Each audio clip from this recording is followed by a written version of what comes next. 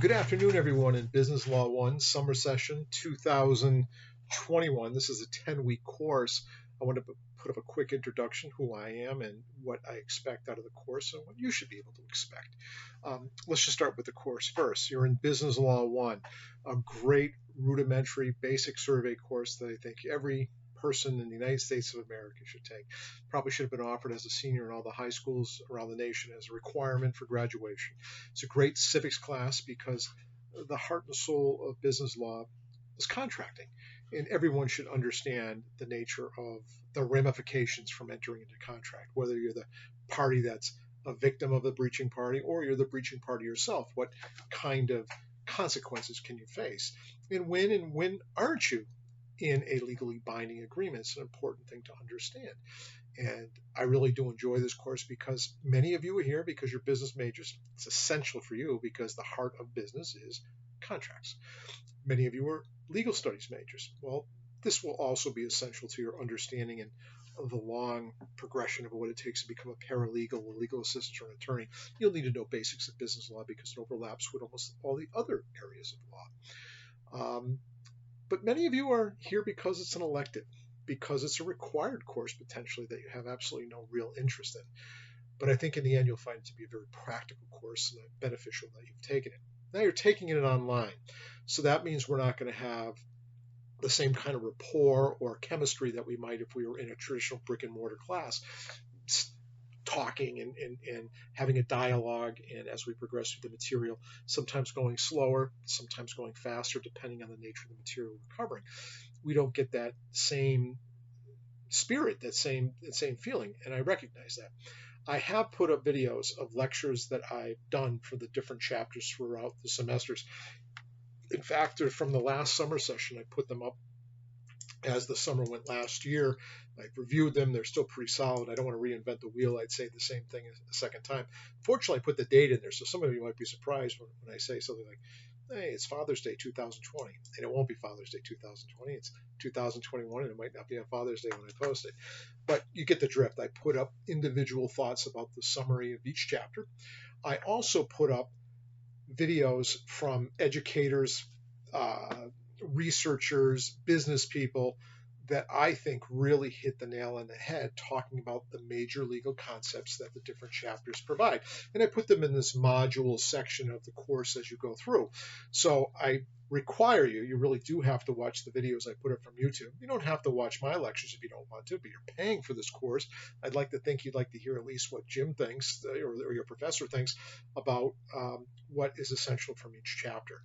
I broke up the class, I think, into 9 different modules, trying to create 9 different sort of units that have some degree of correlation or overlap in terms of content and substantive legal principles. A little easier to digest, maybe. Also, you kind of feel like you're staging along the way to complete the course. I think it's pretty much straightforward. There's a quiz on each one. The syllabus goes over in detail how you get graded for the semester. I think maybe 1 or 2 of you, I looked at the course list, have had me in a traditional class before. I think I'm pretty straightforward. I think you'll find the quizzes are fair and well, they're obviously open book, open notes, and they come directly from the author's material. So, and they're open for 4 hours. So when you do decide to take a quiz, it's asynchronous. What does asynchronous mean? We're not on a time schedule. You're not going to have to see me at a specific time or read the chapter in a certain time or take the test or quiz necessarily in a certain time. You're given a window. For example, I might post the test on a Thursday, and you might have until Saturday afternoon to complete the test. Some kind of window to give flexibility for you to take it. Once you start the quiz, you'll usually have a 4-hour time slot to take these, I think, relatively modest quizzes, which gives you all the time in the world to look up those questions in the material that maybe you have some weakness in. I use it as a learning tool. I'm not as concerned about test scores and things like that as I am if I ever meet you again or see you walking across the stage at Mount Washougal Community College. I know you've through the process of even taking the exam, you've learned this very important material, the major core aspects of it anyways. So the book is John Ashcroft. It's now Ashcroft, and I think there's another name to it. Yeah, Patterson also writes with Ashcroft and Patterson. John Ashcroft was the former Attorney General of the United States of America. I don't really like his political philosophies too much, but he wrote a hell of a good book in terms of organization. Simplicity. Simplicity doesn't mean it's weak or deficient. When I say simplicity, it's just extremely well organized and clear. So I think it's a great book. We're on the 19th edition. The ISB number will be on the syllabus and how you get that book. And I know when some of you first start up, you don't know what the book is. So I'm putting this course up maybe 3 or 4 days early so maybe you get a chance to look at that and see what the books are. If you don't get the book, what do you still do? You look at my chapter outlines, you look at my videos, and you look at the videos I have links to through YouTube, usually YouTube, that I think are excellent learning tools for the material so you can stay abreast and keep up. As it comes to deadlines and things like that, I've been a student many times in my life, and I know what it's like to meet a deadline. I know what it's like to have jobs, maybe multiple jobs, and life commitments and emergencies come up. So there's flexibility if you contact me. But generally speaking, I want you to keep to the deadlines. I want you to keep pace with the course. It's a 10-week course, goes by very fast in the summer, a lot of material to cover. So what I want you to do is, if you do know, like, hey, I'm supposed to finish that homework by tonight. I had to work an extra shift I didn't know about, or I had some issue come up in my life. Shoot me an email and say, hey, Jim, can I have an extra day? I'll pretty much generally grant it. But if you don't give me that heads up, I'll wonder why you're delayed. And I'll know through Blackboard, because you have to submit everything through Blackboard, that you were delayed on an assignment. I don't freeze you out. Other professors, and I could put that same thing in Blackboard if I wanted to, that you literally be banned from submitting an assignment or taking a quiz after a due date. I just put on there basically a notification that the submission is late so I can either take off points or determine whether or not I want to excuse that late assignment, but really try to reach out and contact me. And that goes into now who I am and the philosophy of the course. Again, I'm Jim Corman. My name is on the syllabus. My cell phone number is on there. Obviously, I'm not at the Mount campus this summer. Well, I guess we're lifting all the COVID requirements right now. But in summer session, I'm home. So I give you my cell phone, which is also my business line. I'm a practicing attorney. Don't be afraid to text me, to call me, to email me. I don't always get back to people within the first 5 minutes, so I'll get back to you within 24 hours, especially if it's an issue like, oh my God, I got locked out of a quiz, I don't know what's going to happen, or I have an issue where I can't complete the homework by the due date. I might not respond immediately, but I do respond fairly promptly, usually within 24 hours. I know this sounds like a bit of an idiosyncrasy because it is. I seldom answer the phone, even though I'm right next to it, because if I don't recognize a number, I don't know who it is, and I'd rather let it go to voicemail. I'll listen to your message, and I might call you right back, or I'll call you back the next day. And don't be afraid to text or shoot an email. But if you do text or email, make sure you identify yourself. Hey, I'm Jane Doe, or I'm John Smith. I'm in Business Law 1 summer session, and here's my issue. Because sometimes I'll get a text and I'll say, hey, I don't understand this material. Are you a client of mine in court? Or are you a student from another class? Because I do have a couple of other independent studies going on. Try to identify who you are and which class you're in, just for clarity purposes. So now a little bit about myself and my philosophy for teaching, or philosophy in education generally. I'm Jim Corman. I've been teaching at the Mount now for 18 years full time. I've been a practicing attorney for 29 years. My educational background is I have an associate's degree from Springfield Technical Community College. I have a bachelor's degree in history from Springfield College. Guess where I grew up? Springfield. I didn't go far from home. One of the few people that actually liked living with their parents. If my parents are still alive, I'd get rid of my own family and move back in with my parents. I enjoyed living with them. So I went to all the local schools, and I went to some others too, part-time on the side. I went to UMass, took a semester there, and took some ancillary classes to build out the credit hours. And I also went down to UConn. But then I went to Western New England Law School, where I earned my Juris Doctorate in law and passed the Massachusetts bar. I'm a practicing Massachusetts attorney. And I went beyond that because I had an interest in history and political science, and I got a master's degree in history at Worcester State. So I got a lot of education. And I think that sometimes makes people feel like, wow, this guy doesn't understand me. He's from a different world. I'm going to be intimidated to talk to him. I don't want you to feel that way at all. I'm a very regular person. And that goes back to my story in terms of my beginnings as a student. When I graduated high school, I thought I was going to be a plumber. I would turn my camera, but you'll see how messy the rest of my office is. But I have a poster up from my grandfather's plumbing company from 1954, and my grandfather was a plumber in Springfield, Mass. My father was a plumber in Springfield, Mass. And I was going to become a plumber. So after high school, I kind of had this pathway. I thought I was going to become a plumber.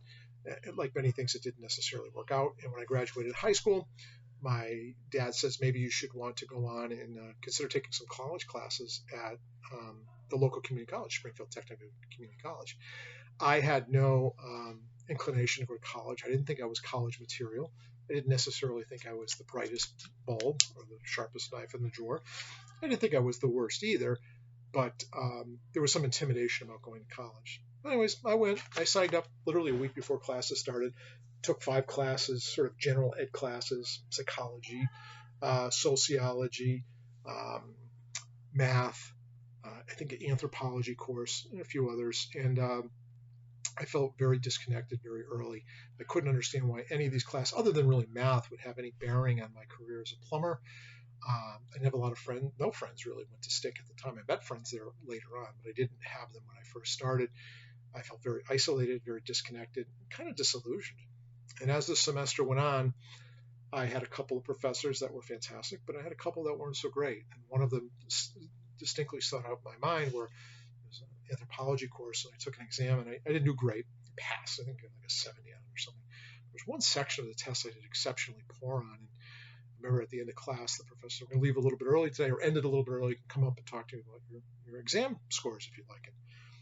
I'm very shy by nature, so I mustered up the strength though and went up and I spoke to her, and I said, "Geez, I really bombed this one section. I don't remember any of it really being in any of the discussions we had in class or in the textbook." And she goes, "Oh, that whole section, many people did poorly on that. That came from the suggested readings." And I said, "Suggested readings?" And she pulled out the syllabus and she pointed to suggested readings that she had on the syllabus that I didn't buy. I didn't get the suggested readings that you could buy at the bookstore because I was pretty modest means back then in terms of money. And I said, "Oh, I thought it was how come it didn't say required readings?" I wasn't trying to be mean or offensive or argumentative. I was just surprised. Maybe she got defensive. I don't know. But I always remember her saying, "Well, the next time a professor makes a suggestion, perhaps you should heed it." And I felt very, very much embarrassed and humiliated. And I left the room very, very discouraged. And then I went to my next class, and I still remember a pretty good professor in this next class, but it was sociology, and it was a paper due coming up in about a week, approaching Thanksgiving, kind of near the 3/4 mark of the semester. And I remember this professor said, "Hey, don't forget, you got this paper due. It's 5 pages, and I want it MLA format or whatever, APA format, whatever you wanted back in the day."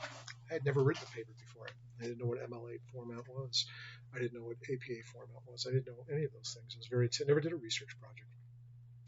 He was a good guy, but he was a bit vague about what he wanted, and I found that very intimidating. And I remember leaving class that day, so I got to write a paper about something that I picked related to sociology. It's got to be in some format that has an acronym MLA. And that was before the internet to go do quick research to learn about what some of these acronyms meant. And so I left pretty delusioned that day, and I went home, and I remember it was a Friday afternoon, and I got very sick. I got the flu, and I was deathly ill all weekend, and I think I missed the first two or 3 days of the following week, if not almost the whole next week. And now I'm very intimidated because I missed a lot of time from class. And this is before email, and we only had snail mail back then, traditional putting things in a post office. I was too shy or intimidated to ever call my professors, so I didn't do any of those things. And I felt very, very anxious. I felt very alone and very, very disjointed and really not at home at the community college. And ironically, that Monday morning or that Sunday, whatever it was, I'm looking through the stack of mail and there's a letter from STIC about spring semester. It's time to think about the spring semester classes. The catalog's coming out. Get ready to sign up. And in that snail mail was also a reminder that the last day to withdraw from classes without receiving a letter grade would be that following Monday or Tuesday. And you could just get a W on your transcript. And so this epiphany came over me as I'm sweating over continuing on and being able to finish. And I went Monday morning and I withdrew from all my classes so I could prevent myself from getting a letter grade, even though I wasn't really doing poorly overall in any of my classes. Just felt very disillusioned, and I didn't feel connected to my professors at all, even though I was in a traditional brick and mortar class, and I didn't miss a day of class until I got the flu.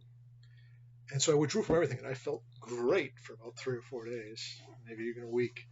And then it started dawning on me. I felt like a very real failure for having dropped out of college, not law school. And I felt pretty empty. And then I can remember Thanksgiving came up, and my dad, mom, and some cousins I think all stopped over. And I remember asking me how college is going. And I was going, and I didn't want to lie, so I kind of fluffed it over, and people didn't dig too deep, so I got away with that. But my dad, being very perceptive afterwards, said, "Hey, what's going on what's going on at school? Is something wrong?" I said, "Yeah, Dad, I'm going to be a plumber in the next few years. I'm going to go into the apprenticeship program, and school just wasn't for me, so I withdrew last week. I quit." And my father was always very supportive of me. He goes, "Okay, I get the decision." But when he said okay, when he was, kind of listening to what I had to say, I could tell there was a great deal of remorse, maybe that I didn't speak to him, but also some concern, and that made me feel 10 times worse. Well, now that night I went out, Thanksgiving night, back in my day at Springfield, was all their friends would be back, or just get together Thanksgiving weekend. And I remember going out, and everybody I talked to, first thing I was, "Hey, how's school going? How's school going? How's school going?" And I had to say the same thing to every one of my friends. And the closer my friends were to me, I don't have that many close friends, but a handful of them, you could tell they were kind of almost disappointed for me for having quit. And boy, did that stick with me. I brooded over quitting for a long time. And months went by. I didn't go back in the spring semester. But then in the mini spring semester, there's something called March. I think even the Mount has it, these little 7.5 week programs that start midway in the semester. I got a catalog in the mail about it because I was on their mailing list, and I decided to take one class at night during this mini semester just to see if I get back into it. And I took English Comp 1 and had a great professor, and I did well. And then I took a summer course just like you guys are doing. And I don't want to make it sound like it was this big triumphant story where I failed and came back and did fantastic. I mean, some people might look at it now as a bottom line, but the point is I've always felt anxiety in classes. I've always felt insecure about what the professor might want from me in terms of performance or how to do that performance. And the one thing that I've learned through the process is that, boy, I wish I had enough comfort to ask the professor for clarity or for help or for input on why I either wasn't doing well or how to do better or even how to do something. And especially on Blackboard, you guys are going to be online, and you might, and I've done this before. I was saying I got a quiz due Saturday night or something, and you're gonna be freaking out because you can't find a quiz. Because guess what? I didn't freaking post it. Corman screwed up. But if no one reaches out and tells me those things, I won't know it. Or you're just simply having trouble finding the quiz because I didn't put it on the icons too clearly. I'm here to help. And I guess my point is have tenacity. If you find that school isn't for you, make that decision after you finish the semester. If you stick it out, if you do the readings, if you watch the videos, read the summary chapter reviews, and maybe reread the chapters that you don't understand too well, you're going to do fairly well in this course. And if you're having trouble, what should you do? Get on the phone, call me, go to academic tutoring, or shoot me an email. I'll work with you through the process. Don't walk away from it until after you complete the semester, because I can promise you, you're probably going to do much better than you think. And so what was my story? I went back again the following fall, and I had my trepidations from time to time. I often felt like I didn't belong in college. I often felt like I wasn't the brightest, but I just kept sticking through it. I ended up spending, really 4 years, if you count the year I dropped out, at Springfield Technical Community College. I don't have my degrees here. They're up at the Mount. But that's the degree I'm most proud of because it's the one that gave me the foundation to do well everywhere else. And I did do well everywhere else. And I did well at STIC, too. We call it STIC, Springfield Technical Community College.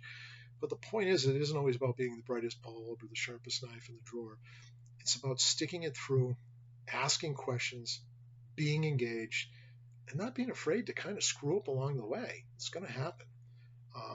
But I'm just a regular guy, and I kept going. And I went to Springfield College for history, and then again I got a master's degree later in life from Worcester State, but I got the Juris Doctorate from Western New England College, and I've always gotten good grades when I really had the courage to not be so frightened to fail, or occasionally when concepts would come up that'd be difficult, not to ask for some additional discussions with the professors as I went along. So stick it out. You can do it too. If I can do it, anybody can do it. Um, and That's about it. Some people want to know, like, I live down in Brimfield, Mass, which is right next to Sturbridge, Mass, where I lived most previously. I just moved in this house at the beginning of COVID. Now it's the end of COVID, so I've been here about a year. And I have 7 kids, a dog, Martha. She's usually sitting right by my side all the time. I think one of my kids is downstairs eating, so the dog prefers that more than anything else. But when it's not eating time, she's right next to me. I mean, Martha's named after my favorite place, Martha's Vineyard, and I don't have a place in Martha's Vineyard. I'm that wealthy, not that successful, but that's my dream, is to live on Martha's Vineyard or live by the ocean. So I named my dog after it. That makes me feel closer. Um, I love political history and nostalgia. I collect political buttons. My grandfather did, and kind of inherited the hobby. And that's pretty much it about me. And I still practice law. I don't want to say full time, but sometimes it turns into full time, mostly in Worcester County. But I narrowed my practice down to criminal defense to be more finite, because I am full time at Mount Wachusett Community College. And that's pretty much all there is to know about me, I think. But don't be afraid to ask questions as we go on. Don't be afraid to share what your anxieties are, what you need help with, um, because you can do it. If I can quit and have lack of courage to finish it through, I have empathy for you when you come to those road bumps in the course of your studies. Because if you have enough wherewithal to sign up for the course, you certainly have enough intellect to do well in this course and in any other course. You just have to find the time and get that grit to finish through and progress. And it's no easy challenge. I recognize it. I went on and on. I know somebody sends me a YouTube video. I got a bit of a YouTube junkie on the phone all the time. So YouTube, if it's more than 2 minutes, I don't even want to watch it. This is like 22 minutes, and I apologize. So again, when you look at the chapter reviews, don't be too irritated that it might be dated from last year. They're still fresh in terms of their content, and I think they're still substantively well. I've reviewed them, and they're pretty good. I don't want to reinvent the wheel. Reach out, ask questions. Don't forget to go on a discussion board. Tell everybody else, your cohorts, not just me, what the heck you're here for. But I do want you to send me a confirmatory email. I'll put it up in an email as well. That, hey, I'm signed up for the course. I'm logged in. I don't have any issues right now. But if I do, I'll let you know, Jim. Something like that. And otherwise, have a great, great semester. And again, don't be afraid to share a dialogue with me about the content or about what you're doing well on or not understanding. And we can help each other get to the finish line. And if you have feedback for me about what you would have liked to have seen differently in the course or in an assignment or something like that, let me know. I'm trying to always improve this stuff. So anyways, and one last thought. When I was at STIC, my best friend who I met there, he went on to Columbia University, another average guy. Columbia University is fairly prestigious in New York, and he ended up running the New York City's English curriculum design thing. I don't know what the heck he did exactly. He retired. I don't know how he did it, but he's not that much older than me. He retired fairly young. He and I started at STIC together, and we became very, very close friends. And he just shot me. The reason why I see my email or text, he just sent me a text. When we left STIC, and I graduated Springfield Technical College when I graduated eventually in 1986. I'm getting pretty old. My goal was to return to Springfield Technical Community College to teach there. I kid you not. And so I said, well, your dreams almost came true. You're teaching at Mount Wachusett Community College. The reality is all community colleges have very, very similar missions. So my dreams came true. I love the diversity in terms of money, ethnicity, race, religion, age. It's such a diverse entity, and it's for the whole community. And anybody in the community can benefit from it if they got the grit to stick it out. So welcome aboard. Sorry I bored you guys. And again, don't be afraid to reach out.